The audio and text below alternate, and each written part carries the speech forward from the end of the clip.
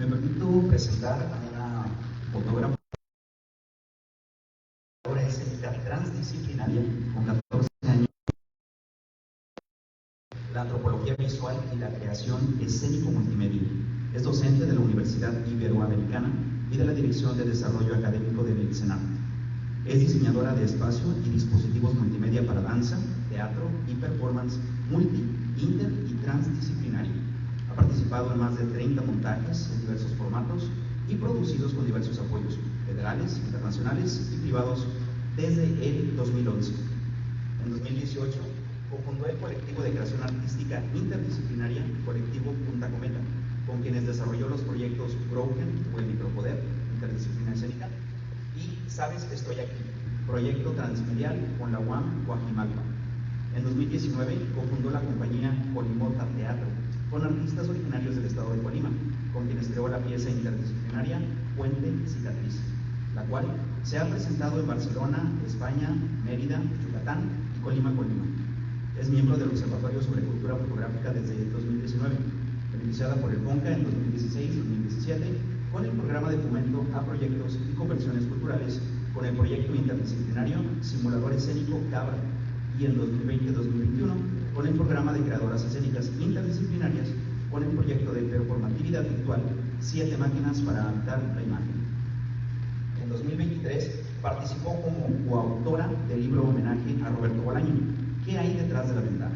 Letra, imagen, música, arte por Roberto Bolaño, editado por el Fondo de Cultura Económica de Chile, jurado y coeditado por Carvacho Alvaro y Nivaldo Acero. Les pido un cálido aplauso para Joatzin Balbuena.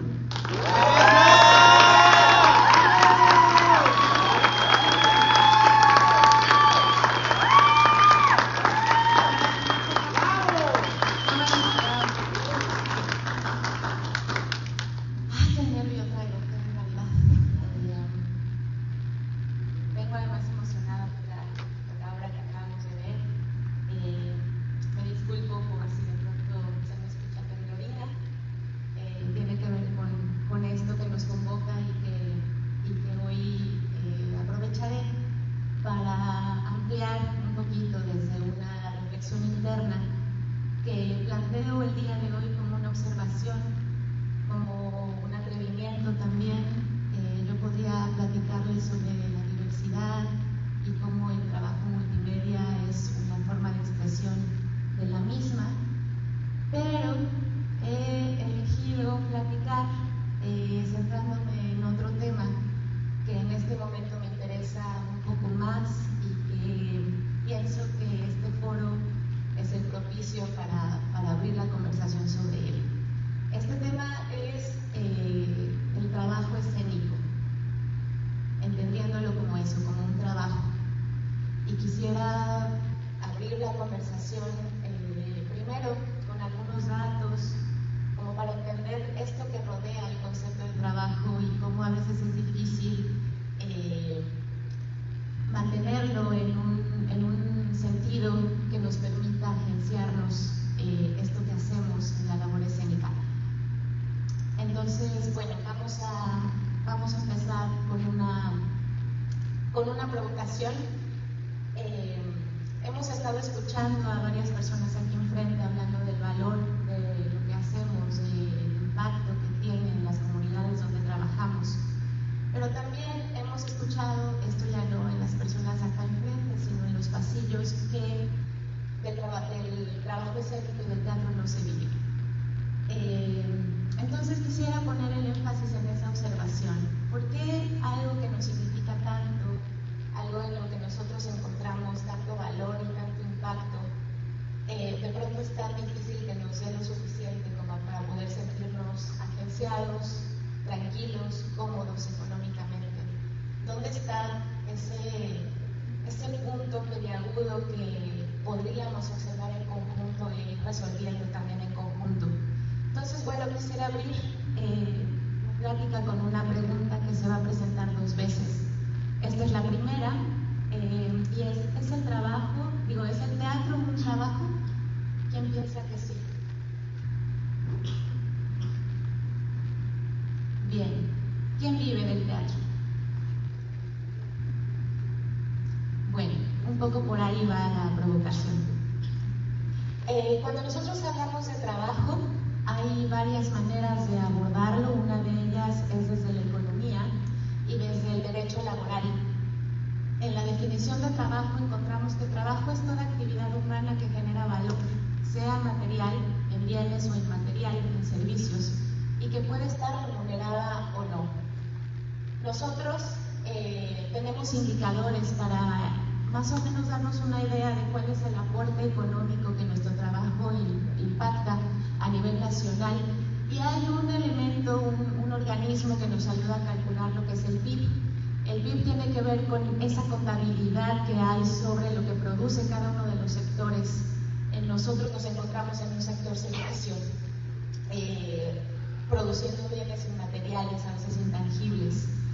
El PIB mide el valor monetario total de todos los bienes y servicios finales producidos dentro del país durante un periodo determinado. Se calcula por año, ¿no? Y nosotros podemos saber exactamente cuál es el porcentaje que las artes y en la cultura en general aportan al PIB nacional, y podemos también hacer un cálculo de cuál es el aporte significativo en términos económicos, específicamente del arte escénico en el campo cultural. Las estadísticas nos dicen que el PIB se mide según la territorialidad. Todo lo que se produce en México es un aporte hacia la economía nacional. También desde los bienes y servicios finales, también desde la medición periódica, y los métodos de cálculo son un enfoque en producción, en gasto e ingreso.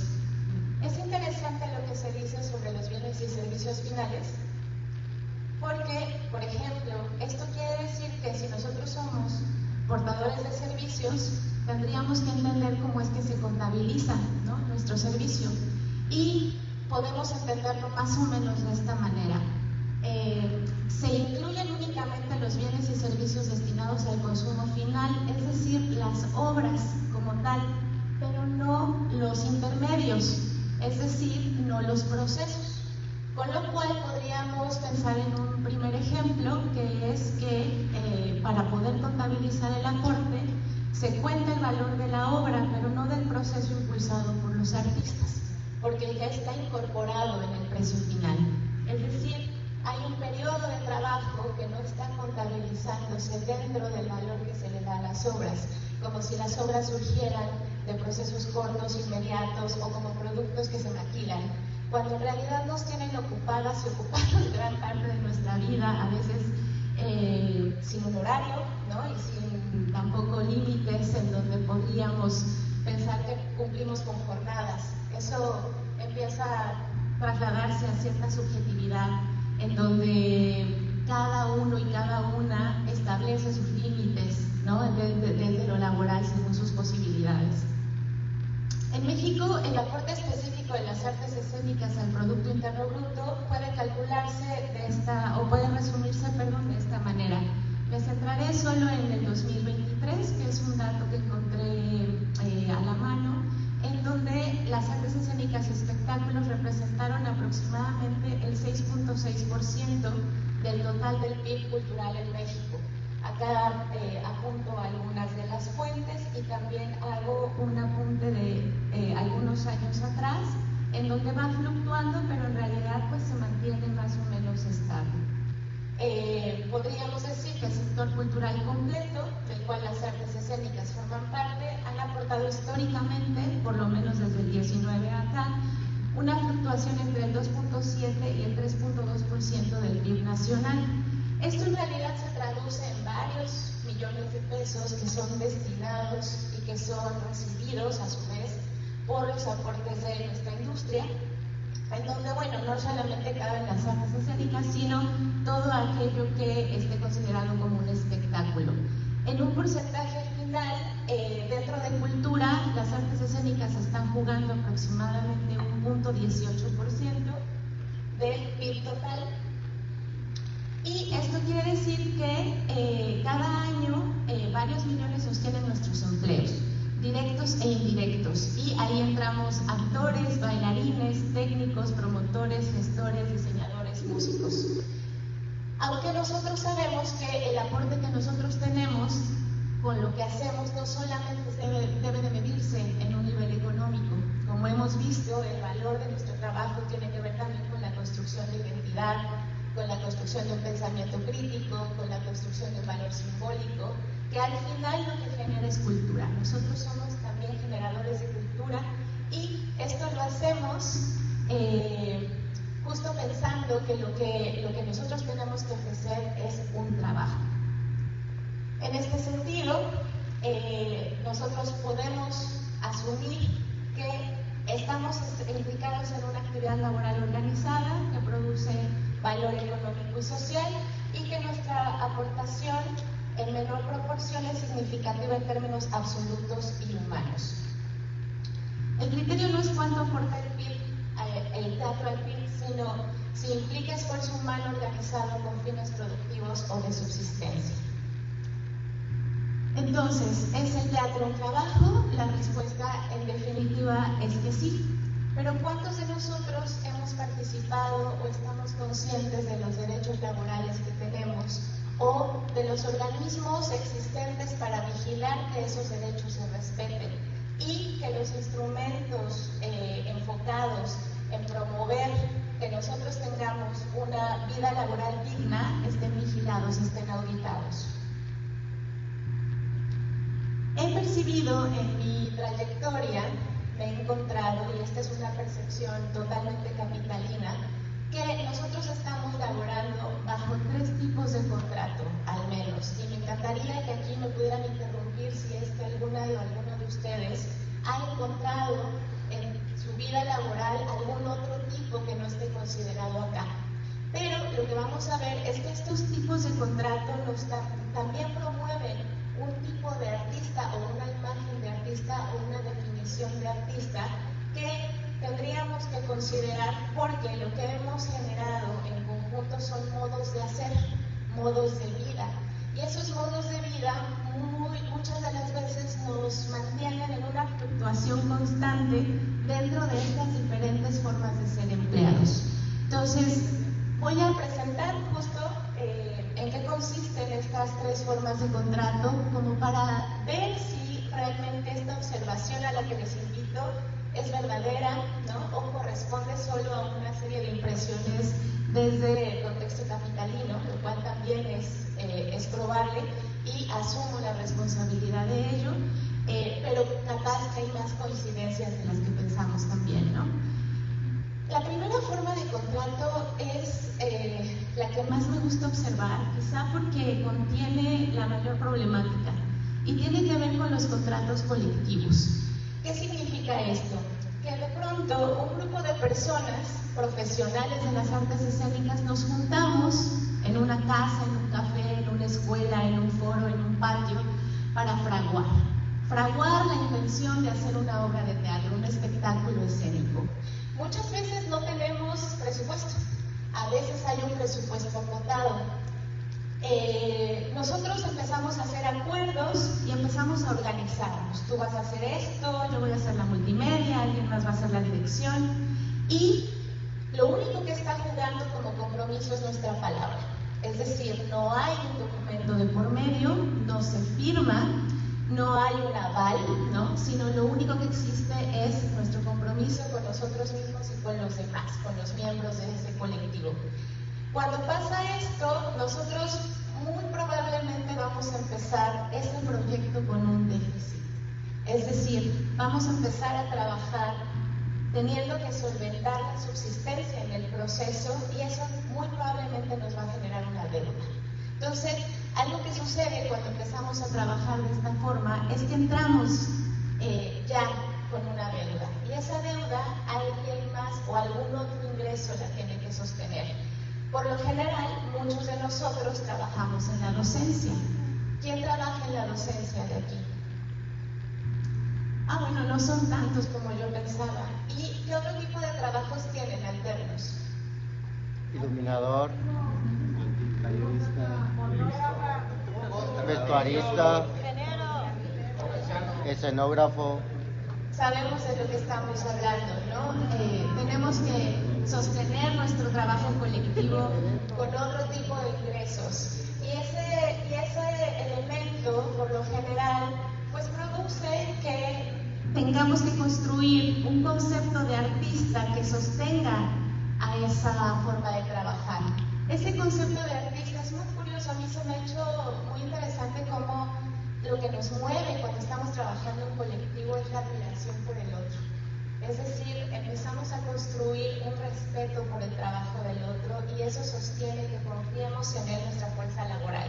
A su vez, confían en nosotros y entonces empiezan a generar estas famosas familias que nombramos, ¿no? Estos grupos de trabajo con los cuales estamos muchas horas del día, con los cuales compartimos desgracias, fortunas, nos echamos la mano, ponemos la casa, ponemos los insumos, etc.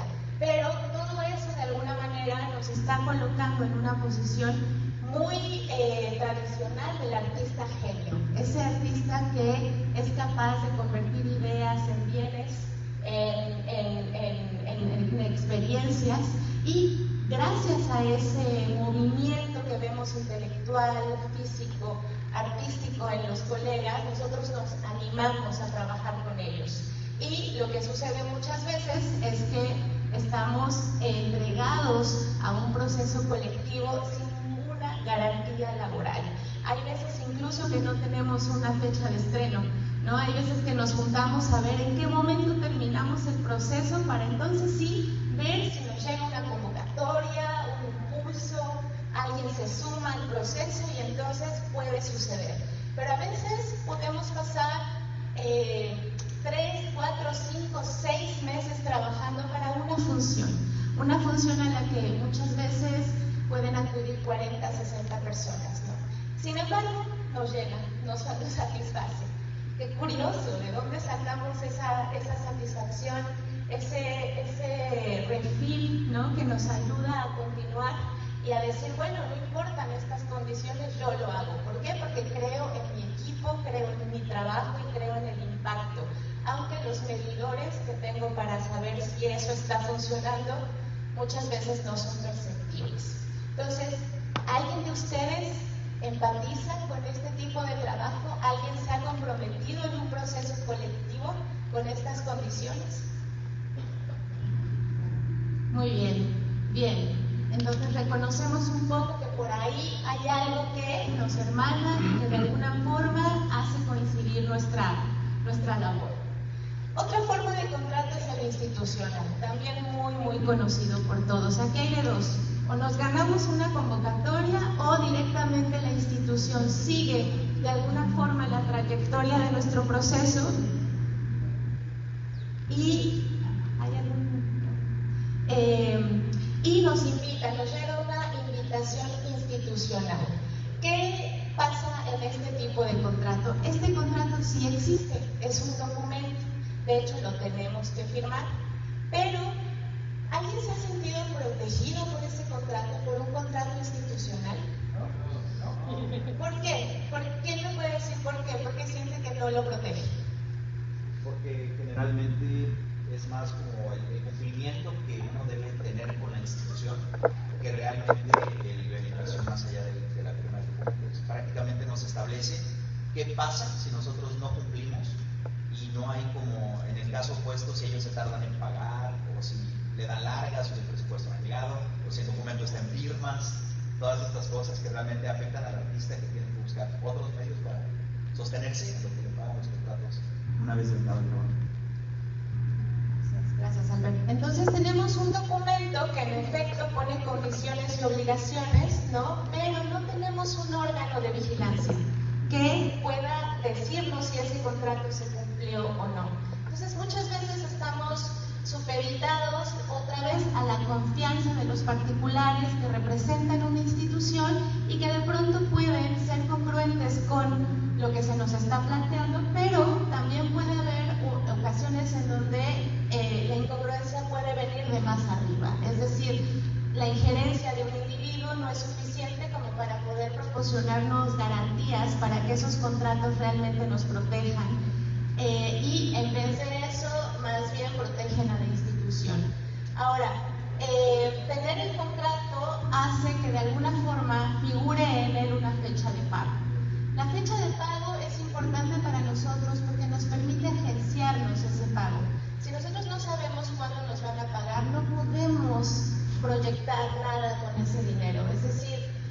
una zona en donde sabemos que llegará, pero no sabemos cuándo, y mientras esperamos tenemos otra vez que pagar una deuda. Es decir, un déficit que se va a solventar a través de otras labores, otro tipo de ingresos. Entonces, digamos que entre lo colectivo y lo institucional hay diferencias porque con quien estamos haciendo el trato son otras instancias, pero también nos dejan en una situación desprotegida, incluso teniendo un aval físico y un documento. Ahora, ¿qué imagen y qué concepto de artista está fluctuando cuando nos contrata una institución? Ya aquí el concepto de genio artista no tiene tanta proyección. Aquí cambiamos. Ya no se confía en nosotros por la capacidad intelectual o artística que tengamos, sino por nuestra capacidad de ser un agente cultural, de sumarnos a una agenda que es mucho más grande que el individuo y que responde a intereses nacionales. Y que nosotros, en todo caso, estamos invitados a formar parte de esa agenda. Entonces, la agencia que podemos tener aquí tiene que ver más con un prestigio que se va armando, ¿no?, a partir de estar participando con diferentes instituciones, y entonces va sucediendo la construcción de un nombre. Si acaso, esa es como una de las ventajas más grandes que podemos nosotros percibir cuando somos contratados por una institución. Finalmente, la tercera forma de contrato que he percibido es la privada, es decir, una productora, un productor, un negocio, una empresa nos llama, nos contrata, y aquí sí que hay un contrato, pero este es mucho más claro porque está completamente vinculado con los intereses de un capital. Es decir, nuestro trabajo está circulando en una industria y nosotros tenemos la posibilidad de negociar ciertas condiciones con el empleador. Por lo general son particulares con los que se puede hablar, y aquí sí, por lo general recibimos un documento que también firmamos y un documento que también contiene una fecha de pago. Es muy probable que esa fecha de pago se cumpla, no tanto por el respeto al artista, sino porque se tiene que hacer una entrega del producto. Y esa entrega del producto sí que tiene una fecha fija. Entonces nosotros podemos pugnar porque el pago esté en relación con la entrega de ese producto. Eso nos permite una agencia de ese dinero, porque de alguna forma podemos entender cuándo va a llegar y qué podemos hacer con él. Aquí también cambia el concepto del artista. Ya no somos un genio creador, no somos un agente cultural, somos un trabajador creativo. Cuando somos un trabajador creativo, entonces sucede un fenómeno un poco distinto. A mí me ha pasado que, como varios de ustedes saben, yo me dedico a la multimedia, y muchas veces mi trabajo va a llegar hasta el momento del estreno. Una vez que se entrega mi trabajo, corresponderá al trabajo técnico de operación, lo que yo haya hecho, hasta donde yo haya llegado, y hay un proceso de enajenación. No más es mi obra, ¿no? Se han cedido los derechos porque se han comprado, se han pagado, y entonces, de alguna manera, esa producción empieza a alejarse un poco de nuestras manos. Entonces, ¿qué es lo que está pasando cuando nosotros vemos este esquema? Y quisiera preguntarles, ¿han percibido alguna otra forma de contratación en sus vidas? ¿Algo que no pase por estos tres modelos? ¿No? ¿Nadie se le ocurre alguna otra forma? Bueno, sigamos pensándolo, ¿no? Y sigamos platicándolo entre nosotros, porque probablemente surjan nuevas formas, pero por lo pronto percibimos estas tres. Bueno, yo lo que he visto es que justo en la relación trabajo-tiempo empieza a haber cierta tensión a la que yo le llamo temporalidades en conflicto. ¿Qué quiere decir esto? Que hay por lo menos tres tiempos que están implicados en nuestro trabajo. Por un lado, el trabajo empleado en la producción, es decir, todo nuestro proceso creativo.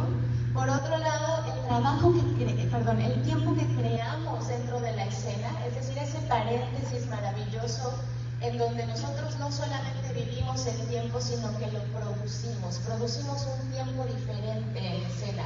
Esa hora y media, esas 2 horas que nosotros abrimos el telón, pareciera que lo que está ocurriendo es una especie de suspensión de la cotidianidad, de la realidad, y entonces abrimos una otra temporalidad en donde prácticamente podemos reconstruir el mundo, podemos volver a pensarlo todo, podemos proponer un nuevo cosmos, podemos generar a través de la ficción una abertura, ¿no?, en el tiempo que corre de manera cotidiana para poder meter ahí un paréntesis temporal.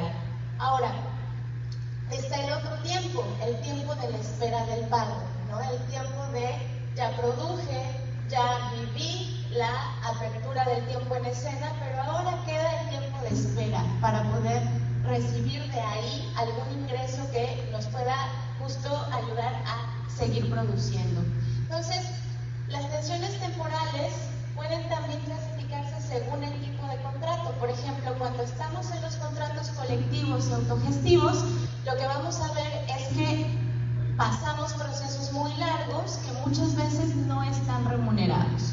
En los contratos institucionales y culturales tenemos una duración artística versus un calendario administrativo, es decir, nosotros tenemos fechas muy concretas de entrega, pero no tenemos fechas tan concretas en relación al proceso y su remuneración.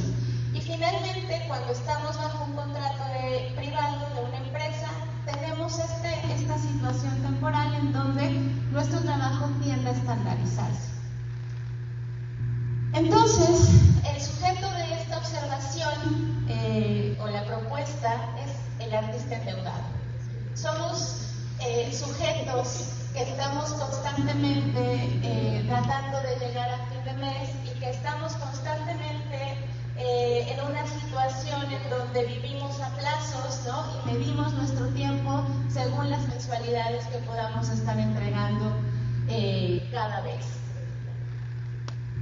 ¿Esta situación nos la autoinfligimos? Es decir, nosotros decidimos estar aquí, decidimos estos modelos de trabajo. ¿Ustedes qué piensan?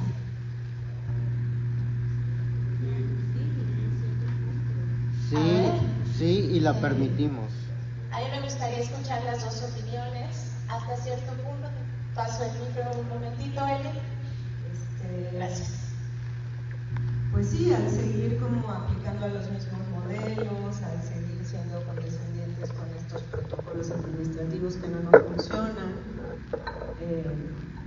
hasta cierto punto estamos validándolos, ¿no? Legitimando que esos son los modelos de contratación, esos son los modelos de pago. Cada vez que aceptamos un contrato, de alguna manera estamos participando en su reproducción.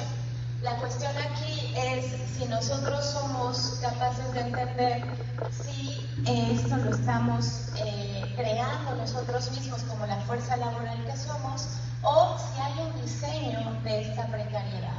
Es decir, este es un modelo que le sirve a alguien más le sirve que nosotros trabajemos bajo este esquema. Esa pregunta me tiene ocupada, ¿no? En este momento quisiera yo entender qué mecanismos realmente tenemos para transformar esta realidad, o a menos que nos sintamos bien con esta realidad. Yo quisiera saber quién se siente bien económicamente con su realidad teatral. Y entonces, de alguna manera, ¿qué es lo que estamos obteniendo de esta realidad? ¿A cambio de qué lo estamos haciendo? Amor al arte. Todavía estamos trabajando por amor al arte. Sí, es verdad. Ahí nos mantenemos. Y además nos mantenemos con una dignidad muy alta porque podemos hacerlo, ¿no? Porque Perdón, iba a interrumpir porque... Ay, perdóname. Creo que no somos la única profesión que está bajo esos mismos esquemas, ¿no? Entonces, tal vez sería como muy deliberado solo decir porque me gusta hacer arte y así está el modelo, pero, hay un montón de contrataciones con una fuerza laboral muy joven, por ejemplo, que entran en modelos muy similares, ¿no? En precariedades muy similares, y que no se dedican al arte, al contrario, se dedican a algún bien o servicio que pareciera que está rindiendo muchos frutos económicos o que promete algún crecimiento económico económico por parte de esa fuerza laboral. Así es, no somos los únicos que estamos precarizados. La pregunta es si la precarización está diseñada para ser así y si nosotros somos una especie de evangelizadores de la precariedad. Yo creo que, no sé, tenemos esperanza, nos vamos más con el primer, bueno, en mi caso nos vamos más con el primer tipo de contrato, el de la fe. Y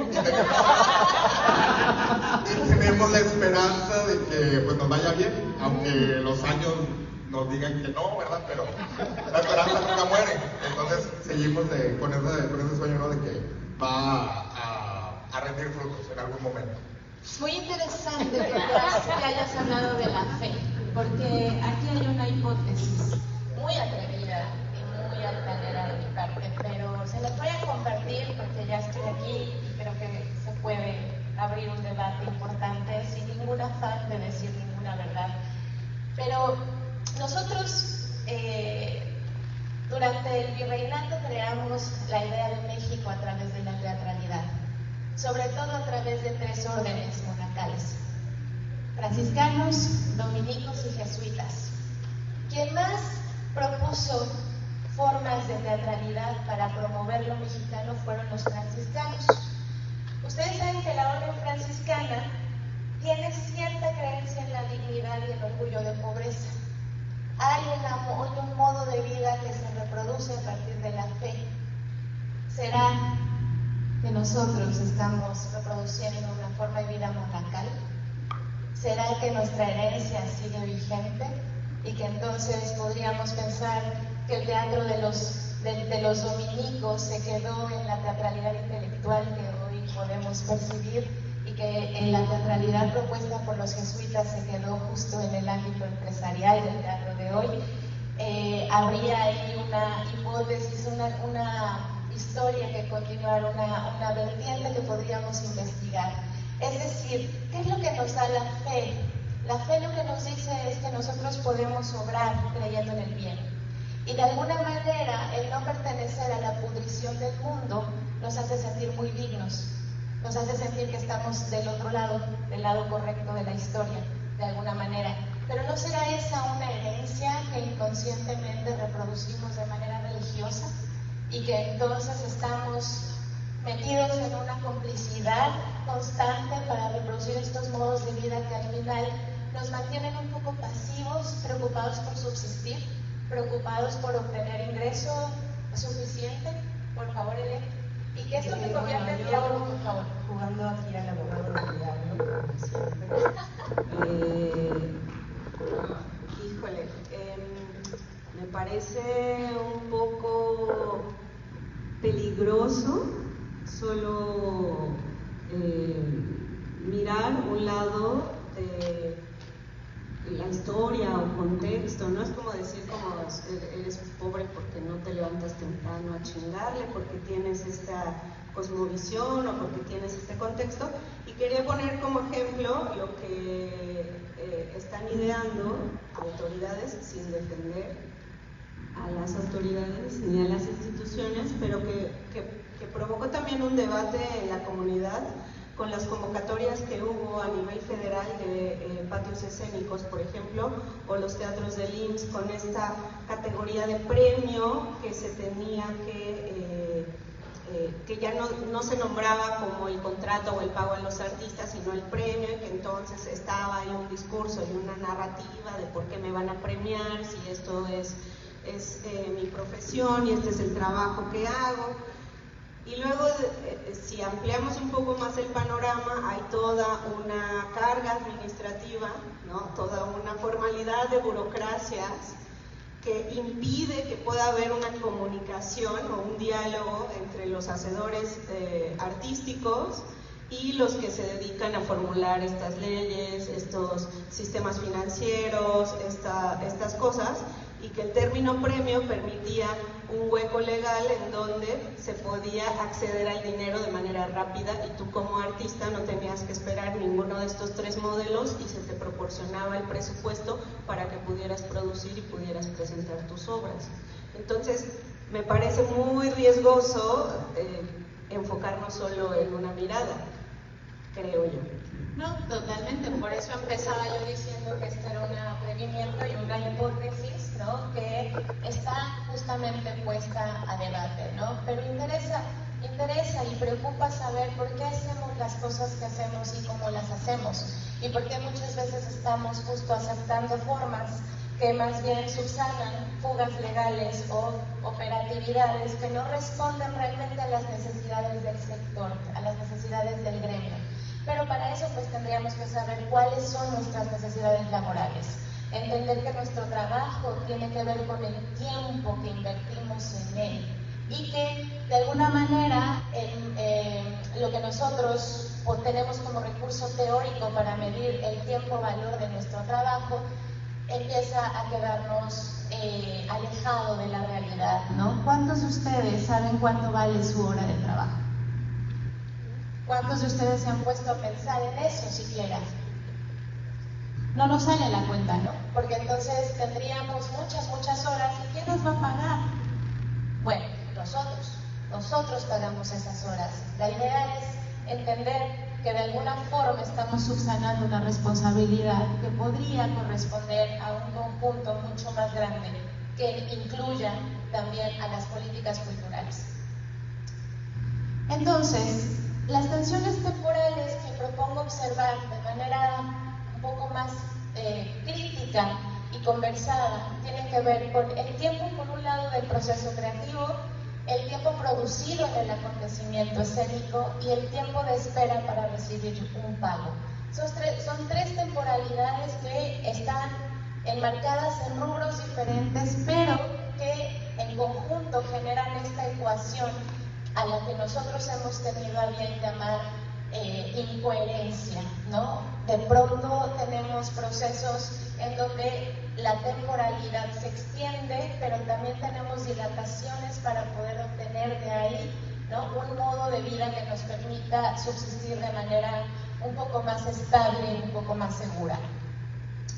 Entonces, definitivamente, lo que hemos estado viendo durante todo el encuentro es que en efecto esta necesidad de dignificación de nuestro trabajo pasa por procesos de profesionalización.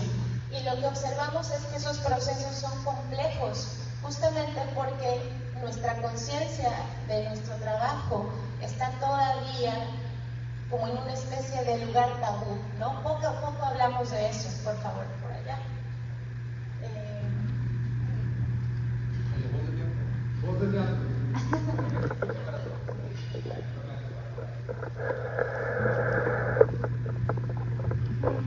Gracias, maestra.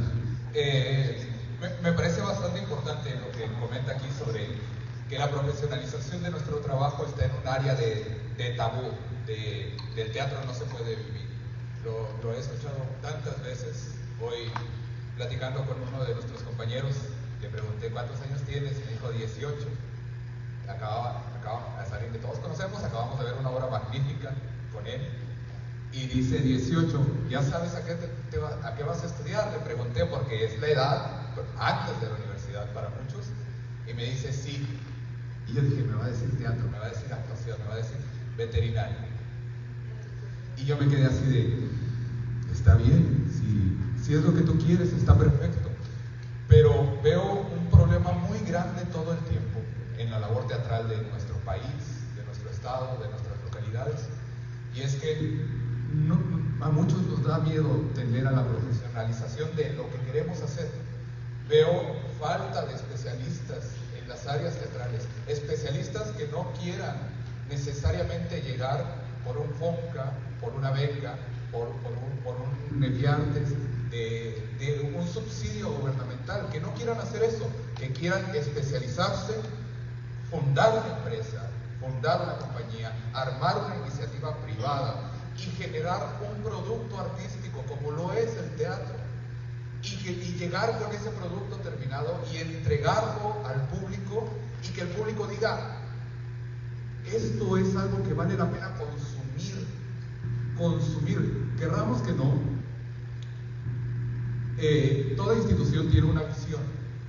El gobierno es una institución pública, pero institución, y tiene una visión y se va a alinear y va a buscar formas de propagar esa visión y está perfecto, pero no todos los tipos de teatro entran en estas formas, en estas visiones que tienen estas empresas, estas instituciones, y es muy limitante para los creadores que no nos alineamos a esas visiones. Entonces, ¿por qué estar esperando? Ay, ojalá me gane la beca, ojalá esto, ojalá lo otro, cuando tenemos la capacidad, un paréntesis, una tangente, si yo me hubiera podido largar a estudiar teatro, lo hubiera hecho. Estudié pedagogía, soy pedagogo. He tratado de tomar talleres, cursos, meterme a todo lo que puedo. Gracias Solana, gracias gobierno por todas las oportunidades que hay cerca, porque son las únicas que puedo tomar. Y siempre voy a estar agradecido por eso, ¿sí?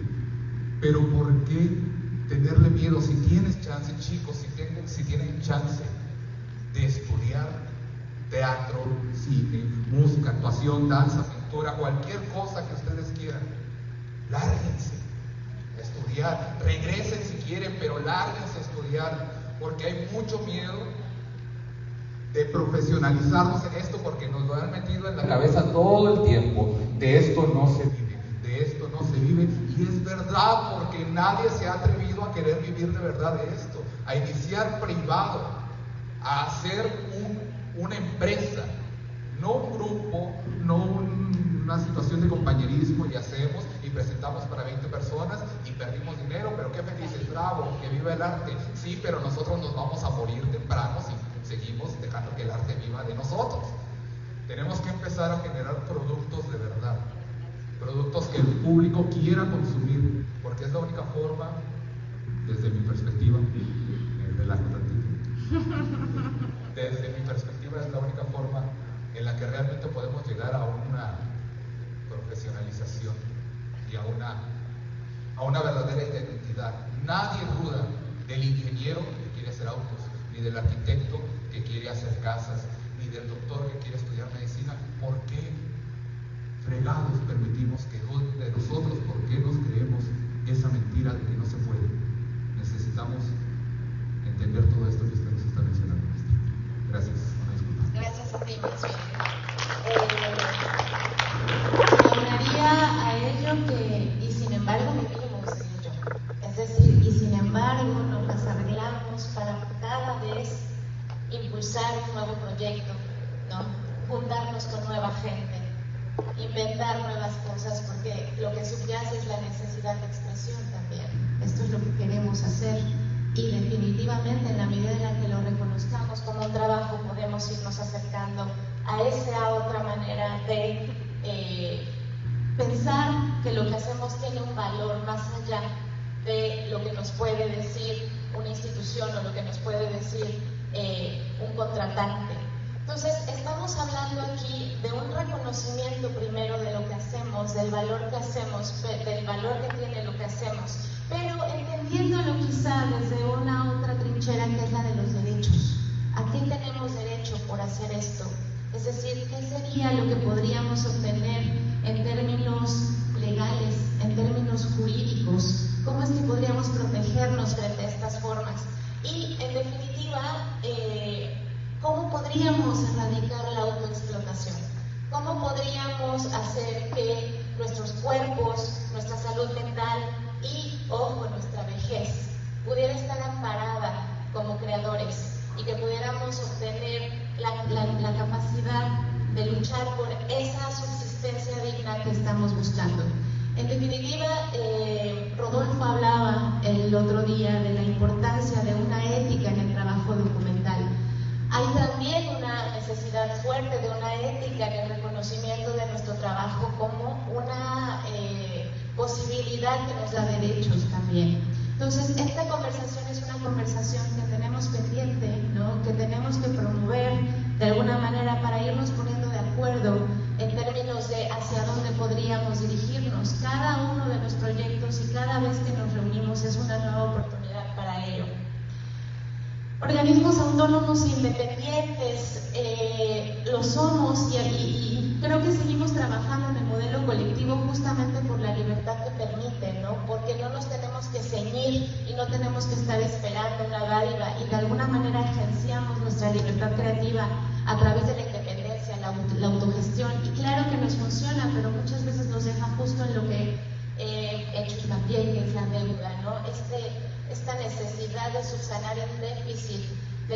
desde otro tipo de ingresos.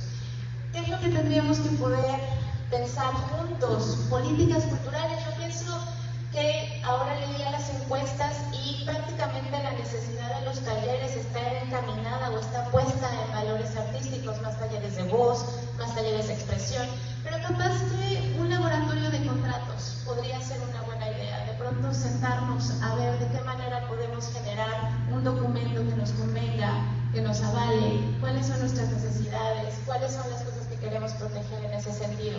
Y bueno, acá volver a pensar en la organización sindical como una posibilidad que de alguna manera puede volver a significar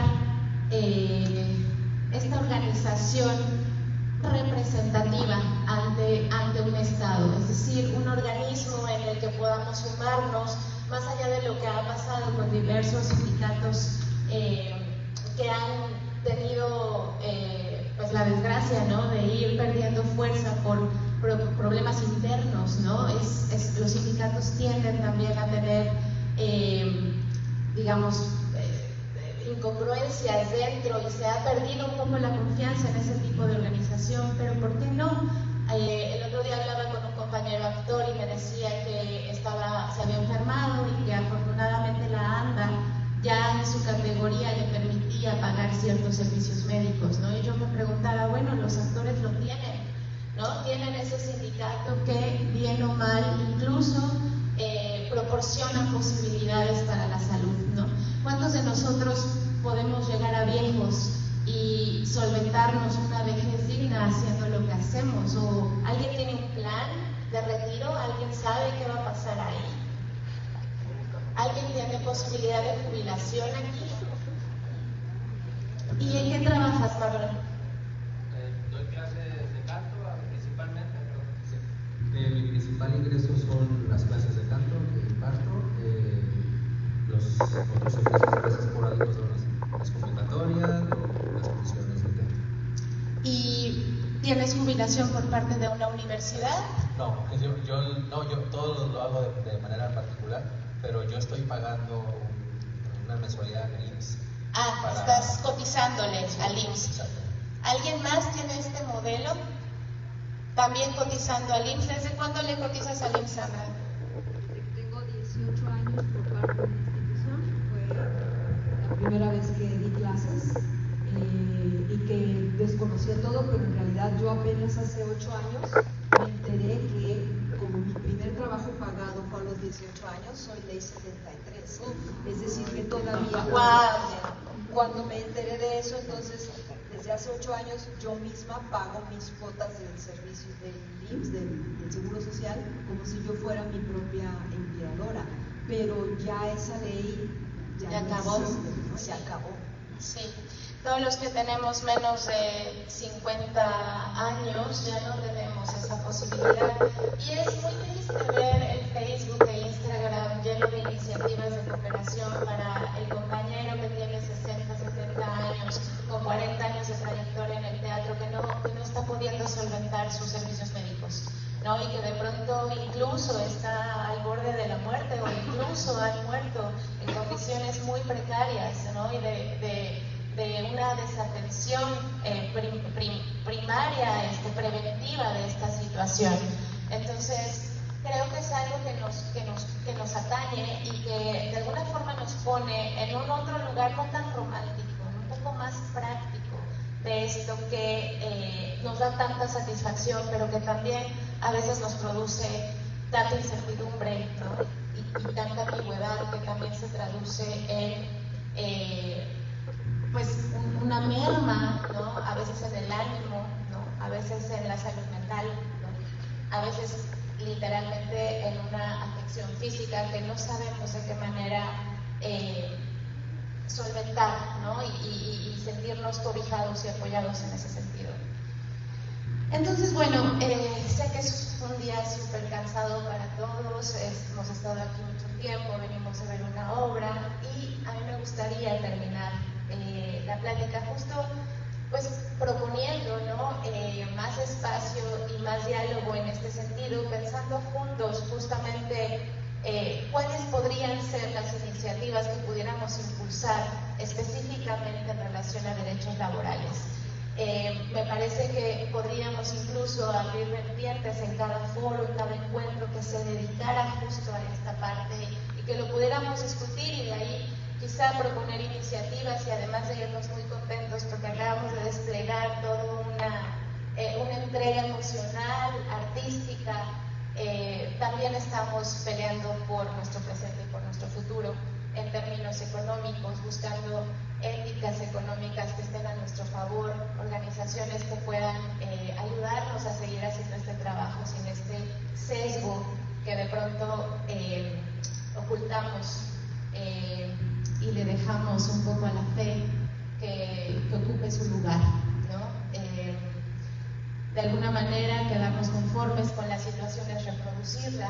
Entonces, solo por ponerla en cuestión, creo que es una cosa de la que podemos seguir conversando. Y pues con esto a mí me gustaría terminar. No sé si alguien quisiera tener algún otro comentario. Por favor. Buenas tardes. A mí solo me gustaría comentar que esta estadística de la que usted nos habló al inicio de la charla, creo que nosotros somos parte también culpable de que esta cifra siento yo, está equivocada. ¿Por qué? Porque creo que nosotros generamos más recursos de los que están en esas encuestas, porque esas encuestas están evaluadas o reforzadas en los artistas que están dados de alta ante el SAT. Entonces nosotros, no todos estamos dados de alta ante el SAT. Entonces generamos recursos que no están dados de alta en el SAT, por lo tanto no están reflejados en esas tablas. Entonces nosotros también tenemos parte de culpa de que esas estadísticas y esos fondos que manda el gobierno federal sean menores a los que deberían de ser. Entonces, en parte también debemos de asumir nuestra responsabilidad, ¿no?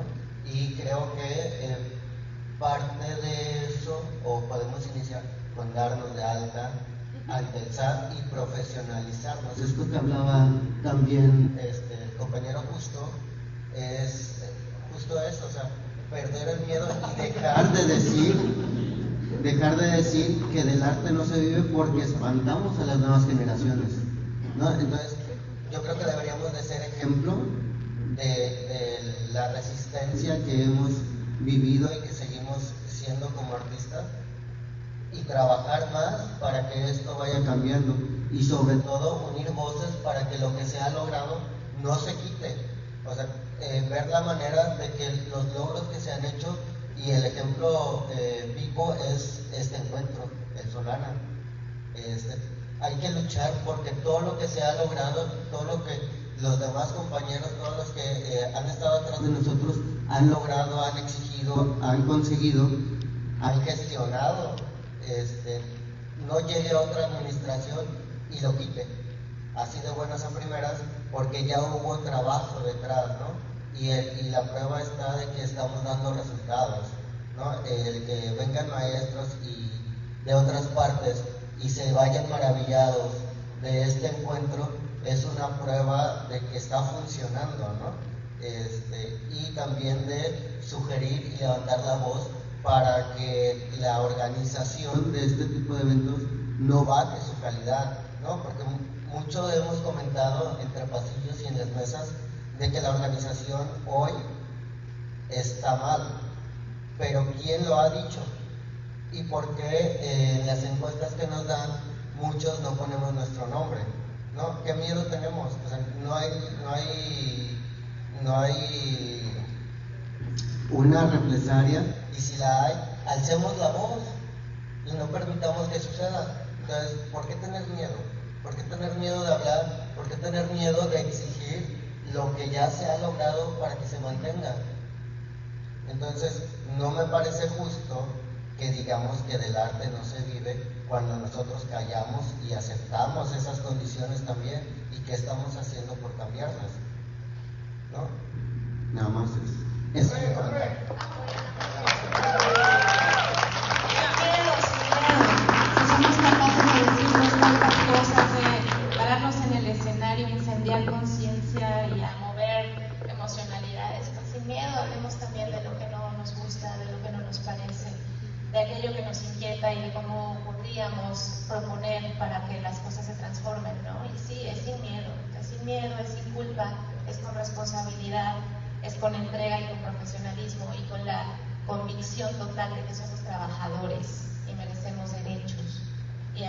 virtudes y tenemos obligaciones y una oportunidad mientras estemos vivos de ejercerlo. Muchas gracias. Gracias por la oportunidad.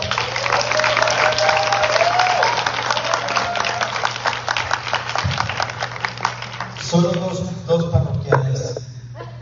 Mañana tenemos 2 horarios para el transporte hacia acá.